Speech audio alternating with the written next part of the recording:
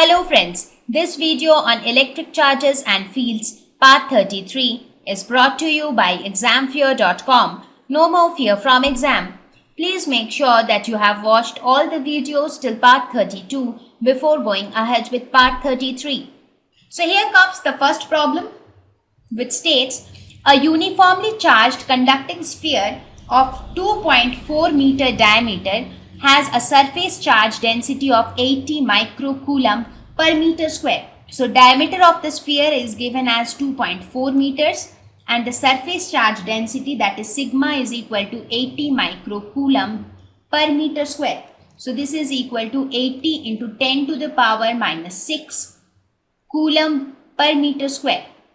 So we have to find the charge on the sphere and also the total electric flux leaving the sphere. So let us consider the first part first. So what would be the charge on the sphere? Sigma is given. What is sigma? Sigma is surface charge density. You remember I told you about superficial density. So sigma is nothing but charge over the sphere per unit area.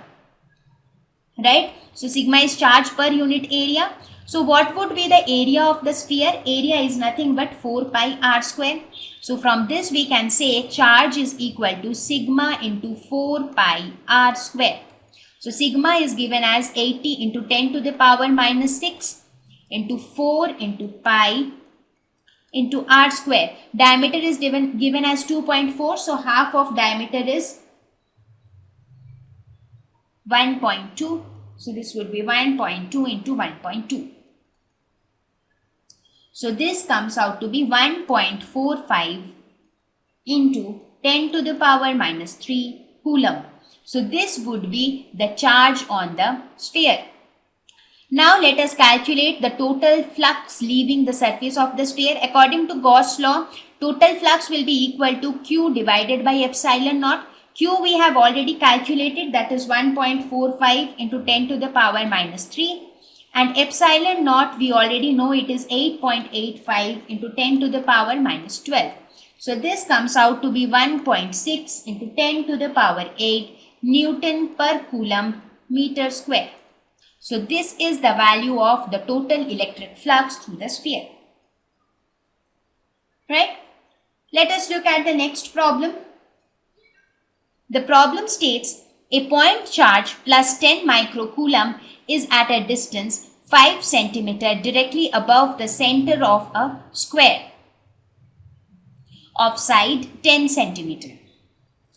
Okay, so there is a point charge, say plus Q, which is at a distance of 5 centimeter directly above the center of a square. That means there is a square below. This is the center of the square of side 10 centimeter. What is the magnitude of the electric flux through the square? Now the square is not a closed surface. The square is not a closed surface, right? The question also says, think of the square as one face of a cube with edge 10 centimeter. That means you consider this as one face of a cube. So you can consider it somewhat like this. So you consider it somewhat like this. Let us suppose if this is a cube and you have a charge Q which is placed 5 centimeter from the center of the sphere. Now since the cube is a closed surface, so the charge enclosed by the cube is equal to this 10 microcoulomb, that is 10 into 10 to the power minus 6 coulomb. So this Q is the total charge. This is the charge Q, right? So this becomes the total charge enclosed by this cube. Therefore, for the cube, we can apply the Gauss law. For the cube, the total flux through the cube is equal to Q divided by epsilon naught, and this Q is nothing but this charge, right? Therefore, the flux through one surface. Now the cube has how many surfaces? 1, 2, 3, 4, 5 and the front one, that is 6. So there are 6 surfaces in a cube. Therefore, for one face of the cube, what would be the electric flux? It would be 1 by 6th of the total flux through the cube. So the flux will become equal to 1 by 6 into Q by epsilon naught. So Q is 10 into 10 to the power minus 6. Epsilon naught is 8.85 into 10 to the power minus 12. So this value comes out to be 1.88 into 10 to the power 5 Newton meter square Coulomb inverse. So this is the value of the electric flux through one face of a sphere. So what did we do? We considered the entire sphere as the Gaussian surface here. So the total flux through the Gaussian surface is Q by epsilon naught. Now since the square is just 1/6 of a cube, therefore we considered 1/6 of the total flux as the flux through that particular face or that particular square. Now let us look at the last problem of this lesson. The problem states a point charge of 2 microcoulomb is at the center of a cubic Gaussian surface. So first let me draw a cube. So this is my cubic Gaussian surface. So this is a closed cube, so obviously Gauss law will apply. So a point charge is located at the center. So let us suppose this is the point charge. Now edge of the Gaussian surface is 9 centimeter. What is the net flux through the surface? So the charge enclosed by this surface is equal to 2 microcoulomb, which is equal to 2 into 10 to the power minus 6 coulombs.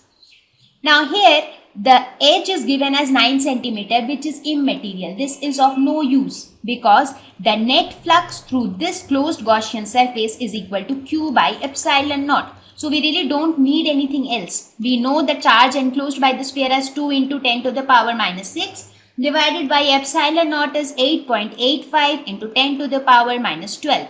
So this value comes out to be 2.26 into 10 to the power 5 Newton meter square Coulomb inverse. So this is the value of electric flux. I just mentioned because sometimes it happens that if you are given some extra data in the question, students try to use that as well. If you are given that the edge is 9 centimeter, people try to find out area or volume or something they try to do with that 9 centimeters. But please understand the question very carefully and then use necessary formulae or necessary logic as required. So I think I have covered most of the topics and I also covered as many numericals as possible on each topic. So I hope this lesson would be helpful for you, and since this is the first lesson of your 12th syllabus, so I would really recommend you to go through it very nicely and do not leave any doubts on this chapter so that you do not face any difficulty in understanding the subsequent chapters as they are all related to this chapter. So see you again in the next lesson. Thank you. Please visit examfear.com to watch free educational videos, try free online tests, get the best quality study materials, study from the best tutors and mentors, and much more. Thank you once again.